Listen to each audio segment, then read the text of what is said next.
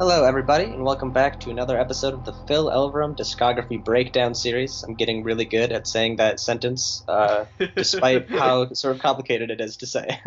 10,000 hours, they say, to achieve mastery. Yeah, it just took me like 4 tries. I don't know what they're talking about. Anyway, we're here today. This is our first, we're calling it an interlude episode because we're not really talking about any particular album or project, more sort of a selection of various B-sides and miscellaneous tracks and rarities, sort of every like microphone song that we haven't talked about up until this point. Kind of. Not Kind of. not every single one, but we're definitely we're gonna talk about the ones we feel notable. The albums we're pulling from the compilations, the Glow Part 2, Disc 2, Blood, Window, and Little Bird Flies into Big Black Cloud. Did I get that right? Yes. Okay. Yes, well done. Um, Yeah. and yeah, this will be kind of more of a shorter, more free flowing episode. Yeah, we're pretty much just gonna wing it. Which is why it's an interlude instead of an episode, but it's also an interlude instead of an episode because we just forgot to account for these tracks and plan to talk about them. Yeah, and I don't know, my like obsessive brain needs to hit everything, in the catalog. So this is kind of we're sort of like scraping the bottom of the barrel as far as material released under the microphones is concerned. I think that's kind of apt because like these compilations are very much in the same vein as Song Islands. Like Yep. they're almost interchangeable in a way, although there's different content on each of them. Yeah, there's a little bit of overlap, but for the most part, it's like demos, B-sides, other sort of experiments that were kind of recorded and released in conjunction with the various other microphones, like releases. I think Window, for example, is sort of like B-sides from Don't Wake Me Up, and then Yeah. like the Little Bird and Blood are kind of like the Glow Part 2 B-sides. So yeah. Also, then the Glow Part 2 Disc 2 is also Glow Part 2 B-sides. Yeah, well, that's kind of interesting actually, is because there's like again those 4 projects that we're sort of pulling from, and Window is Don't Wake Me Up, and then the other 3 are all of the Glow Part 2, and then Yeah. there's not really an equivalent for It Was How We Stayed in the Water or for Mount Erie. Yeah. So I guess he just had a lot of material for the Glow Part 2 to go around. Yeah. I think what is kind of interesting about these compilations and why they might be worth listening to other than like a select few like highlights that you can't hear anywhere else is it's kind of a really interesting look at how the Glow Part 2 is made. You know, we've got these tracks that are literally just like demos of Phil just kind of singing the like very basic initial sketch, where you literally see the genesis of some of these songs, and then you see kind Yeah. of all these weird different detours they took to get to where they were. And it's also a way, you know, the Glow Part 2 sounds so effortless at times, and it feels impossible listening to it to think that like those songs could have been any other way. And these compilations prove that wrong. You know, if you are dying to know the many ways in which the Glow Part 2 could have not been a masterpiece, Yeah. you should listen to these. Yeah, it is interesting to kind of peek behind the veil of just how good the Glow Part 2 is, and see Yeah. these songs as they're being constructed, because some of them are very, very rough demos, like rough to the extent where most people probably would not like release demos as rough as some of these Yeah. are.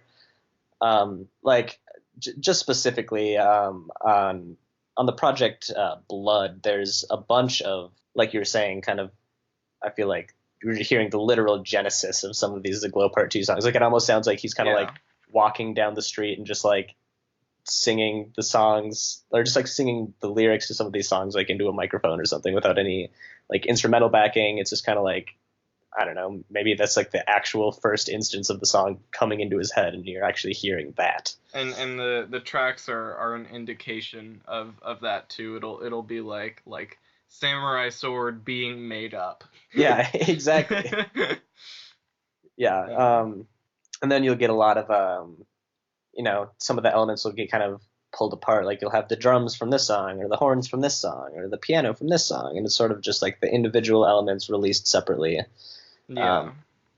which I guess could also be considered a kind of demo. But I will say that I feel like Little Bird goes a little bit farther than the rest of them in terms of being like an actually like listenable project with things you might want to genuinely hear at some point during your day.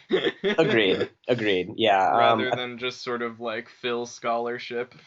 yeah, that's 100% true. I think Blood and Little Bird Flies Into a Big Black Cloud came out in the same year, and Blood is definitely more the actual demos and unfinished like sound experiments from the Glow Part 2, and then the Little Blackbird feels more like concrete B-sides and actually like unreleased, fully fleshed out songs. Yeah. It feels like he put a little bit more kind of thought and energy into it, or at least that this was like these were the final versions of these B-sides and one of the more definitive like separate versions of other songs. Yeah, Um exactly.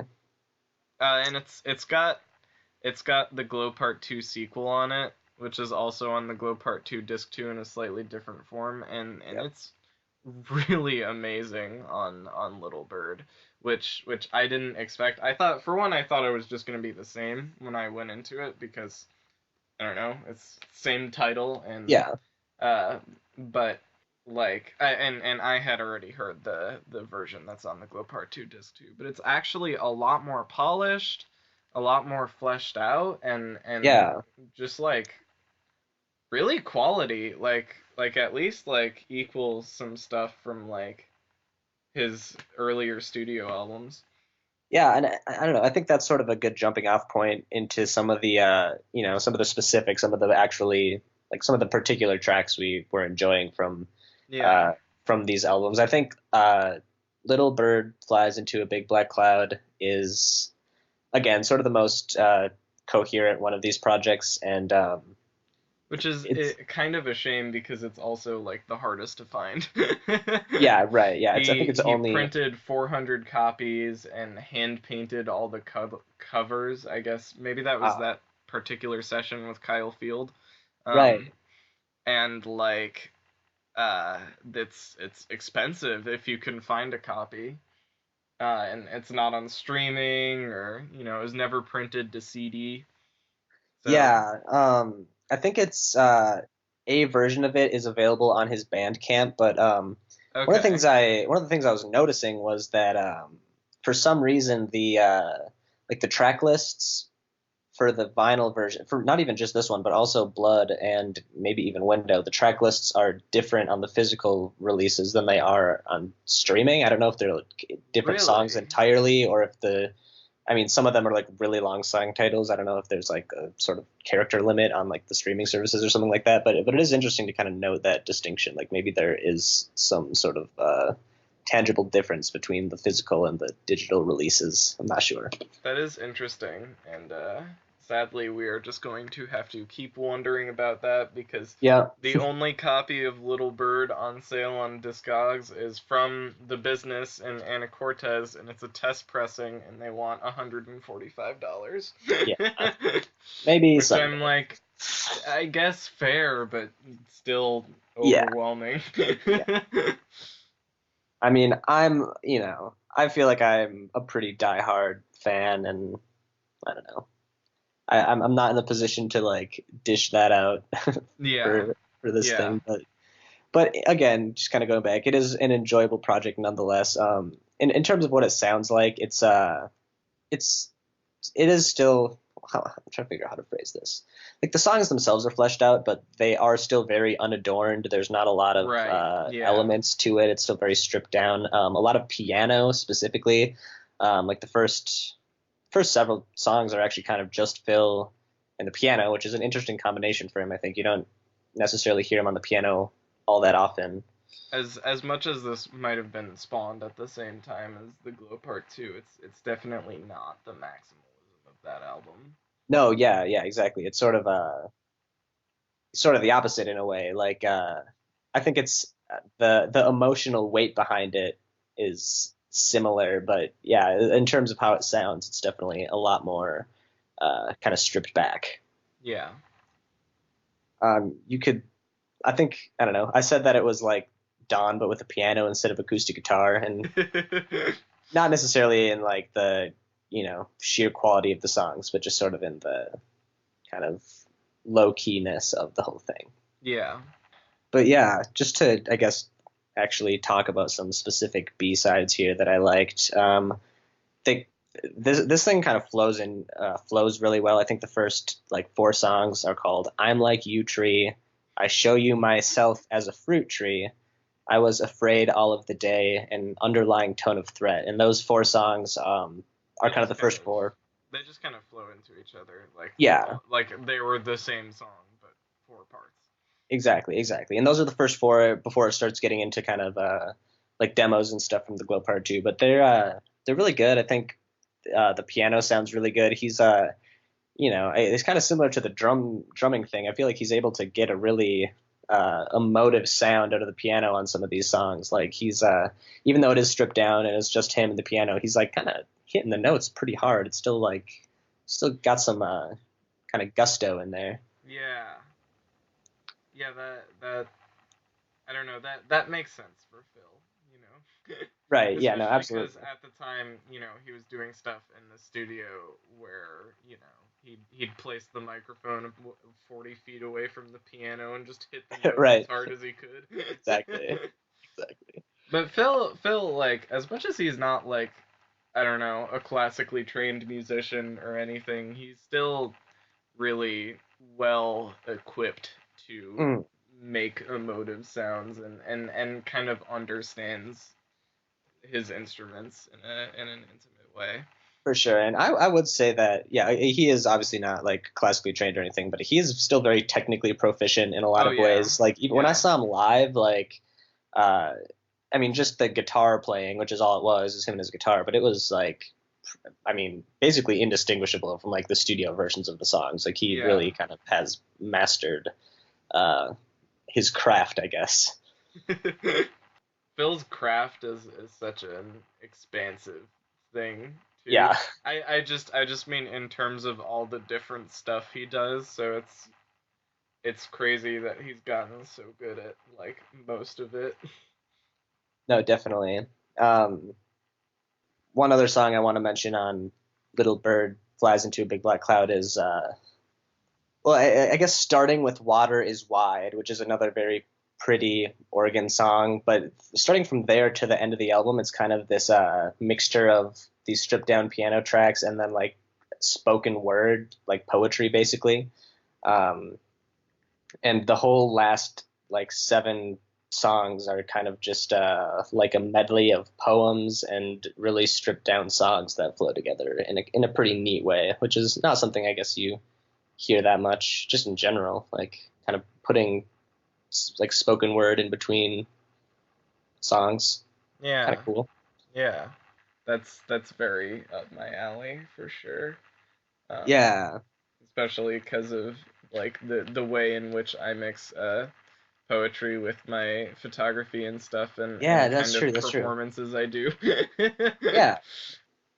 So I mean, what else? What other good songs do we got here that I want to give shouts outs to? Where Lies My Tarp is really Yeah. cool. Which I had actually heard when I initially got into the Glow Part 2. But I did not like it, and I remember thinking it was really stripped down and sparse, which is weird because it's so not at all, and it's one of the most polished and complete songs we hear on these compilations. Agreed. Yeah, Um, I kept thinking that like of all the songs on all these compilations, Where Lies My Tarp is definitely the one that I could very easily have seen actually being on an album. Like if yeah, Where's Lies My Tarp was on the Glow Part 2, I think that would make sense. I think it would fit. It sounds honestly well produced enough as it is. I guess it just like probably just missed the cutoff. yeah, yeah. I mean, I don't necessarily think of it as being like that tier, I guess, but it is surely a worthy track and Yeah, pretty damn polished. And I love the horns yes, that open yeah. it. I think that's what kind of reminded me most of the Glow Part 2 and why I thought it could kind of fit on there. It was like those horns are very sort of reminiscent of that sound. I wonder if it shared too much real estate with I Want Wind to Blow, because not like because of its concept and stuff, but mostly just because it's, to me, this song is like a very clear opener, and Yeah, that's a good point. it could be weird anywhere else, and I Want Wind to Blow just had to be the opener of that Right. album. No, And that actually is a really good point. later on the compilation, we do hear a version of I Want Wind to Blow in which it almost sounds like he was playing with trying to make it not be an opener. Yeah, yeah. So There's maybe there's something to that. Maybe there's something there. definitely. I mean, well, for one, Where Lies My Tarp, I think, is on. It ends up on Singers. It also ends up on Song Islands too. So it's definitely a song that he liked enough to at least attempt to retool it sort of several times throughout his discography. So the idea that it didn't make the Glow Part 2 for sort of flow reasons makes a lot of sense. Yeah. And then yeah, the I Want Wind to Blow, which I think is called I Want Wind to Blow, and then backwards in parentheses. Um, but that's an interesting thought that he was trying to retool it to maybe make it not be an opener. I didn't think of it that way, but I could definitely see that because it's not like backwards per se, but it's kind of pulled apart and there's more noticeable individual and elements to he it. took all these sort of like kind of different concepts from that song and deconstructed them a little bit and made it.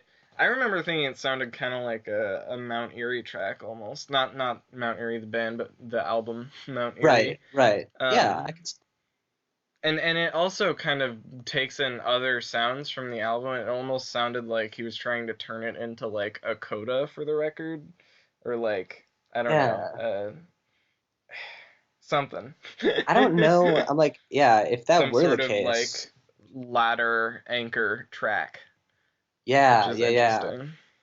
And just kind of speaking to that, there's quite a few on the Glow Part 2 disc 2, which by the way, we like. I mean, a couple weeks ago, we were like kind of decided that we weren't going to talk about this, but here we are. That's fine because I mean, now that I listen to it, I like there is cool stuff that I think is fun to bring up.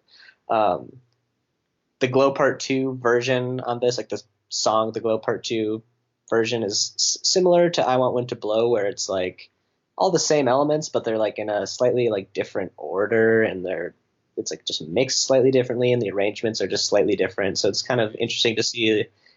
It's like just an alternate version. I don't know. Oh, and another thing I wanted to mention is on the Glow Part 2 episode, I said that Something 1 and the Gleam Part 2 had the same chord progression, and I was like, oh, interesting. I wonder if those are connected. And on this compilation here, the Gleam Part 2 version actually starts with the cellos from Something, and then it goes into the Gleam Part 2. So I was kind of vindicated there. I was like, hell yeah, knew it. Speaking of vindication, I was really glad to hear I Hope You Wish You'd Die, because it was, I don't know, there was just something relieving about hearing Phil write poetry so clumsy. Yeah. Just good to know that it's not always this good. Although, I don't know, like, I do agree with that sentiment, but I also thought that I Hope You Wish You Die is, like, such a just kind of classic Phil song, like, just in the way that it's this kind of nice, major key, catchy, acoustic little ditty, and then the lyrics are just, like, over the top dark. Yeah. I feel like this is sort of like a baby proto version of like I Am Bored or something. Not in how it sounds, but just in sort of the like the emotions tone. it's trying to convey. Yeah, Exactly. Yeah, that makes sense to me. Yeah. You really do see the album deconstructed on disc 2. Yeah, like you got the song Sleepy Hollow, which is just the mansion with completely different lyrics. So that's interesting to hear. That it was like I liked We're Here to Listen. Yeah. It's just It's nice. Nice little, yeah, another kind of very stripped down one. Yeah, it's very like old Phil. Right.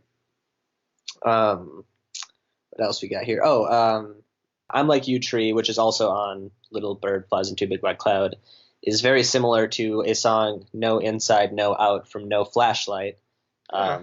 And I think on one of our previous episodes, there's another song that was sort of a proto version of a No Flashlight song. So I don't know. I feel like I'm kind of hearing some of those songs crop up Yeah. as well. It's almost easy to think that Phil just completely started over with Mount Erie sometimes. Like, Yeah, right. But he didn't. no, yeah, there's a lot of crossover, especially with Yeah. Dawn. Like, pretty much every song on Dawn was released under the microphones at some point Yeah. on some, compilation or something. So, it's just some other stuff I think is fun. There's an acoustic version of Samurai Sword and an acoustic version of I Want to Be Cold on Blood. And before I even heard those songs, I was like, that's not possible. Yeah. Because it's just like, what? How do you like? What are the chord? Like, what are the chords to Samurai Sword? Like, it's literally just wall of noise. So I mean, I don't know. It's kind of actually cool to hear the skeleton of that song, just that's completely obliterated and buried on the album version. It's like, oh, there Yeah. is like, chord There was progression. a song here. Yeah, exactly. Uh, yeah, Uh, I really liked those acoustic versions actually. The songs are like, I don't know, when, yeah, like you said, on first glance it's like that's not right. Those songs can't be that way. Um and obviously I still prefer the album versions, but the acoustic tracks provide like a certain kind of intimacy and insight into the songs that you don't get with the album versions. yeah, and that's a good point. And I think a lot of the enjoyment that I, have been deriving from these albums is less of like, oh, this is like a really good song, and more of me just being interested in hearing the um I don't know, I guess, well, I think last time we called it scaffolding, so I'll just stick with that Yeah. phraseology. Kind of Yeah. hearing the, scaffolding of the Glow Part 2 as it's being kind of thought up. Yeah, you listen to it and you're like, "Oh, hey, I sort of know one of my favorite albums better now." Yeah, right, exactly. And it's also kind of comforting to just, I don't know if it's comforting, but it's nice to hear some of the like really rough versions of these songs and know that like I don't know how to explain it, but like in the studio they just got so much better, you know? Right, yeah. Well, it kind of, I don't know, well, that was one thing I thought about, like seeing these kind of much worse versions of these songs gives uh, I don't know, gives Phil like extra credit somehow Yeah, right. because Because it's not like these did not just come out amazing, which still would have been a feat on its own. Like he made this, he got them there. yeah, It was a product of like hard work and tinkering. yeah, and it really kind of okay. Actually, I'm gonna say a thought that I don't actually agree with. I was gonna say that he is not really like a yeah, like a Nick Drake or like a Elliott Smith, where it's like just the songwriting itself. That's all the legs that it needs to stand on, and like Yeah. by itself as it is, it's already good.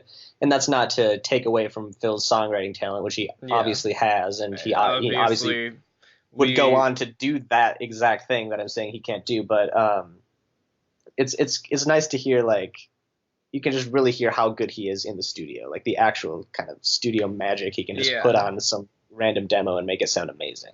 And I do think that at least in the past, Phil has considered himself like studio wizard first, songwriter second. Yeah, exactly. And although that does, I think, sort of shift at some point, this is definitely still in the era where that is true to Yeah, some extent, for sure. definitely at least with the last three albums. Although there certainly is some level of like studio wizardry. It's just the energy gets put into very different places and ideas and Yeah. yeah.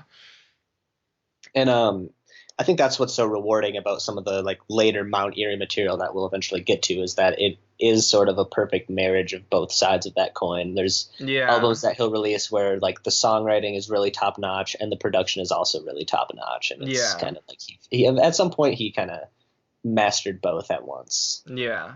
And it's, you know, there is like a subtlety with the, you know, later Mount Eerie work that is not necessarily present in the microphones. Not to say that's like a bad thing, but it's there's a distinct like maturity he would, you know, reach. For sure. Yeah. Which is great because now we have this amazing discography. Yeah, exactly. And there is a sort of charm to like an emotional 20-something writing a emotionally charged album that's a different sort of charm from like a mature adult writing an album, you know what I mean? Right, yeah. I mean, I can get down with emotionally charged early 20 people music because that's what I am now. So yeah. But yeah. What else we got on here? There's a couple Mira songs that show up here and there that I think is interesting. There's this song called Slighted, which is like it's like a little jazz pop tune. I don't know. That's a good way to describe it, but I really liked it. There's also one thing that actually confused me is there's a song on Blood called The Choir from the Sun, and I thought it was going to be a choir from The Sun by Mount Eerie, or by the microphones on Mount Eerie, but it just sounded totally different. I was like, wait, what is this? How does this fit into The Sun by the microphones? And then I realized there's actually a Mira song called The Sun, and it's the choir from that song. And I was like, oh, that's why I'm confused. A little bit of a blending. Yeah, so it's like I almost wonder if maybe those songs are related. Wouldn't be surprised. I mean, if there ever was really like a second member of the microphones, and if you go on the Wikipedia page for the microphones, it lists like 15 past members. Yeah, right. But if there ever was like a true second member of the microphones, I feel like it was Mira or maybe like Kayla Marisic. Definitely, yeah. Those two are for sure 1 and 2. Yeah. As far as there's other people who have obviously been on Microphones albums and who have collaborated with Phil, but none to the extent of those two, I think. Yeah. And yeah, like even vice versa. Like there's a while ago where I was trying to get into some Mira albums, and Phil is always like credited as a producer and mixing and mastering those albums as well. So they're definitely how recent does that go? I don't know anything about it, but they're like, I don't know, if you look into the credits on his albums, it seems like he was like working with this insular group of people, kind of a big collective, but still, for like up until the microphones ended, and then all that just stopped, and then there was like, you know. Yeah. So, I mean, just looking at, I mean, I got a couple of the Mira albums pulled up here. The one that I've given the most time is called Advisory Committee, which came out in 2002. And that's the one where he's credited as a producer, engineer, and as well as in a ton of instruments like guitar, organ, bass, drums, piano, percussion, like just a ton of stuff. He's like very involved. And that's the last one that even shows credits. So it says he produced. Wikipedia says he produced her 2009 album Aspera. Oh, okay. Cool. That's good. Yeah, because you were saying, it seems like he sort of. He also played some instruments on it too. Oh right. Okay. So yeah, because it does seem sort of like he started collaborating much less frequently once he sort of transitioned into Mount Eerie. So cool that he's still involved in Mira projects. Yeah. In 2009 or whatever, and maybe even more recently. I'm not sure. Yeah. There's some good Microphones B-sides, and I don't know. I feel like with the Microphones, you have access to more of these demos and B-sides than most artists. Yeah. Yeah, you'll see Phil mince my words there. You'll see Phil get called prolific a lot. And I won't deny it. Like, he definitely is prolific, but also a lot of his releases are just, like, shit that other artists wouldn't release, but still did. Yeah. No, 100%. I mean, the microphones, in terms of just real albums, there's 4. Yeah. 7, 8, But 9, there's 10. And then for Mount Erie, there's 10, but, like, 4 of them came out in the last, like, 5 years. So, it's, if anything, has been starting to get even more prolific in terms of actual new material. Goes against this, I don't know, I feel like there's a general concept that as artists get older, they slow down a little bit. Also, another artist, like Tom York released the most albums in the 2010s than, you know, like the start of his career, like 90s and aughts. Yeah, and not necessarily, I mean, obviously, Radiohead releases are sort of not every 2 or 3 years as they once were, but in terms of things Tom York himself is involved with, for sure, yeah. I feel like, we've gotten at least one thing, like, I feel like every year for the last, like, 3 or 4 years. Yeah, almost. Yeah. I mean, well, there was if we just go back to the start of the decade, there was King of Limbs, then there was Amok 2 years later, and then Tomorrow's Modern Boxes the next year in 2014, and then in 2016 you've got A Moon-Shaped Pool, and then there was Suspiria and Anima. Yeah. So, I guess they're, I don't know if, I mean, it's artist to artist type of thing, I suppose. But, yeah, interesting that those two do kind of go against the prevailing idea of artists being less prolific when they age. You could also talk about, like, Mark Kozelek, same thing. Yeah. Oh, you know, Jesus. Now releases like 3 albums a year.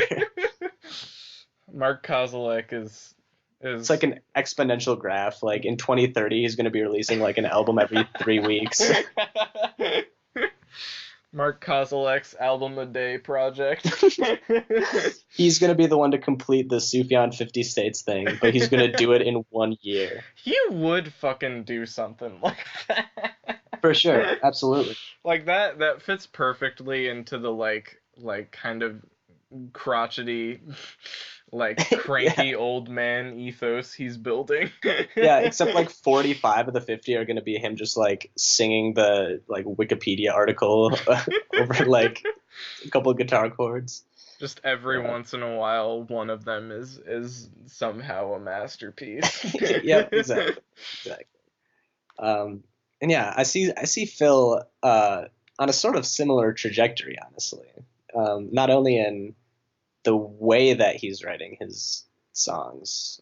Well, he's been influenced by Mark Kozelek in for sure. recent period. I think he said something along the lines of that, like, in the wake of such tragedy, he, like, kind of hearing that type of writing, just sort of very much freeform and diaristic and kind of abandoning certain conventions was, like, really freeing for him artistically. And that totally makes sense. Easy to draw that comparison. And since then, 2017, 2018, 2019, album, and, 2020 TBD, but... Yeah. He's going on a tour, and he's not doing it with Julie. Yeah, can we actually talk about this for a second? Okay. I got tickets. I'm excited. Okay, so first of all, you have to keep us all in the loop in terms of what material he's playing, because according to the Pitchfork article, it says he is still touring with Julie Dwarin, but I don't believe that to be true, because on his website... It doesn't say that anywhere. Yeah, it doesn't say that anywhere on his website, and it does specify when she's there. Yeah, so it seems that it's just Phil. Oh, we could actually do quick research. Julie must have a website, right? Oh, true, yeah. I must imagine, though, that her name would be on it, though. Like, there's no reason her name wouldn't be on that tour poster. So Um, that leads me to believe that she is not going to be there, and if she's not there, then it is likely not Lost Wisdom 2 material. And then if it's not Lost Wisdom 2 material, then what is it? You know? What could it be? yeah, when I am seeing Phil, she was in France the night before. Oh, So yeah, that so seems unlikely. that logistically doesn't really pan out. Yeah. So I'm excited. I'm excited then. Yeah, Yeah, who knows? I don't know. It could be anything. Like artistically, if we're just gonna look at the poster, like the artwork feels very classic Mount Erie. Maybe he's going back and performing some sauna stuff, some clear moon stuff or something. Yeah.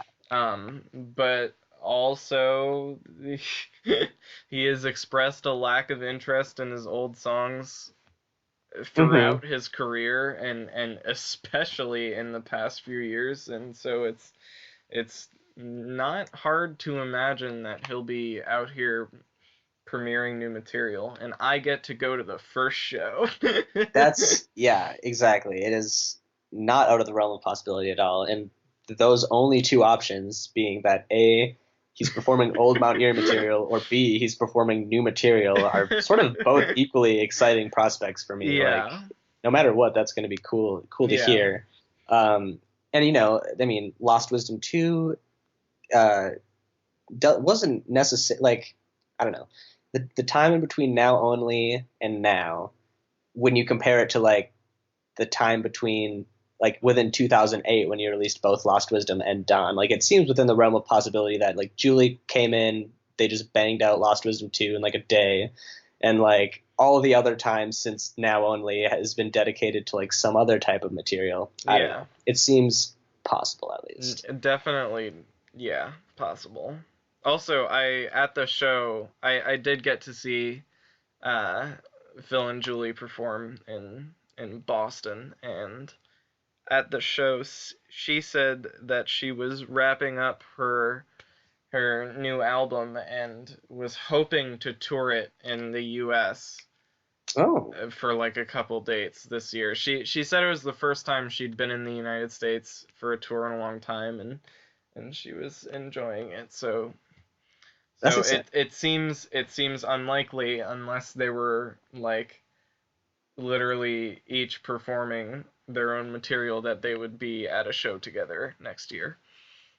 Yeah, Or I right. guess this year, not next year. It is in fact It 2020, and I just yeah, repeatedly forget that fact because it, yeah. it seems weird that we're in a different decade. It does, and at the same time, I feel like it's been 2020 for like a year. Yeah. Um, Another thing that I is sort of not related, but that I want to bring up is that Julie posted on her Twitter like 2 or 3 months ago pictures of her and Phil at like an NPR Tiny Desk stage, Yes. and I've heard no information. I've seen nothing about it at all except for that tweet, which actually wasn't even by her. She like retweeted it. So um, Interesting. it's like it can't be fake because it's like a picture of them Oh there. no. I mean when Foxing did their Tiny Desk, they posted a picture online like right after, and then it got uploaded like months later. Okay, okay, okay. So it's definitely coming, I Well, think. thank God, and hopefully soon, because like I said, I think that I saw that tweet in like the beginning of December. So Yeah. come on, give me the Tiny Desk. Shouts out to Tiny Desk. Honestly, yeah, good, good program, Yeah, absolutely. A good lot of content. really like wonderful performances have come out of that, and they're viewable for free at any time online, which is also great. Yeah. Um, no, definitely. I've gotten into artists through their Tiny Desk concerts before. Um, some are better than others, but there's some hits on there, to be sure. Have you looked closely at this tour poster at all? Not really. Let me pull it up. Because it, like, you zoom into the image and it simultaneously looks like a drawing and a photograph. Really? Okay, hold on. I actually have to like go to Phil's like Twitter. the snow absolutely looks like colored pencil or something. But Oh, okay. Yeah, it the does. fairy looks like a kind of low quality digital photograph. Night Fairy in the Snow is the name of Yeah. this tour. What Well, what an I think that's the evocative name of name. the image. Oh, okay, that makes sense. That makes sense. I guess you Yeah. don't really name tours. You do. So, well, some artists do. I Yeah. don't know if Phil is the tour naming type. Um, Also, I like the way Mount Erie is written. It looks like the words are like smoke, and the second E in Erie has like uh, 5 dashes for the E instead of the typical three. It does kind of look like a mountain in a certain evocative way. It does. It's not like an actual mountain shape, but more just like an impression of a mountain, the Hmm. feeling of looking at a mountain. Definitely. Yeah. A lot of, I mean, just this tour posters Waxing got like, poetic about tour posters. if it wasn't such a good tour poster. Also, what's so funny is that, I was almost, okay, I almost have said something really dumb. Um, I was gonna be like, why is there like a Mount Erie font? Like all this stuff is in the same font, and then I realized it's like probably just Phil's handwriting. Yeah, I think it's just Phil writing extra messy, or like Yeah. then there's also his more kind of plain handwriting, which Um. if you Yeah. order a package from him, you'll get. Yeah. It's I don't know. It's definitely more of like a personal touch than you probably get with most artists, just in terms of like everything, like the packaging and Oh yeah, the absolutely. whole kind of. And it is more just like it's more nice in that way, like look at this like thoughtfully put together package I just received rather than oh my god, I got this autograph. Yeah. Well, yeah. Right. Right. Exactly. Yeah. Yeah. It just feels very like personalized. Yeah. Yeah. I really enjoy getting PW Elverum and Son packages in the mail. Yeah. Which reminds me, I should order something off there. It's been a while. It's been a minute. Yeah. Should get some content. There's always something cool and interesting to be found in the Phil store. It's not just music. Oh yeah, he's got shirts, pictures, books. Like, I love his book Dust, by the oh way, his yeah, book of photography. It's not like, he isn't a photographer. It's not there's better professional photography out there, but he definitely has like a style and it's very evocative and some of the pictures are really amazing. yeah, yeah. I would like to. I should get that. If I had to get something, I feel like that's what it would be. I already have so much of his sort of music Yeah. on like physically. So It is really nice to just sit and look through it. It's all yeah, yeah. Also, there's the Mount Erie Part 6 and 7 book, which we'll talk about next week. next week Um, already. Next week. yeah.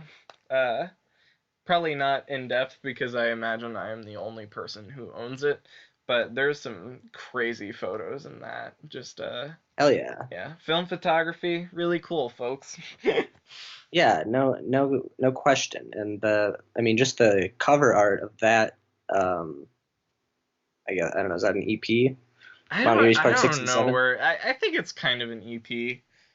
I don't know if it But has real official classification, but I think EP is the right term is for it. is the closest that you can kind of get. Yeah. Yeah, it's a These 10 inch.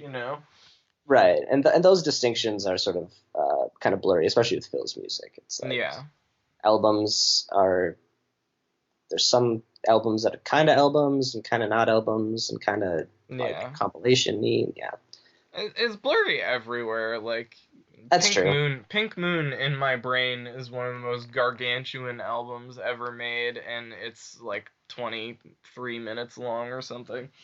Yeah, 28. exactly. Or like conversely, you have like How to Leave Town by Car Seat Headrest, which is like this immense like synth rock opera that's like an hour long. That according to Will Toledo is an EP. Um, which like I That's disagree really with funny. him, even though he has the prerogative to, you know, classify his own music however he wants. But I'm like, no, that is actually not an EP, Will. Yeah.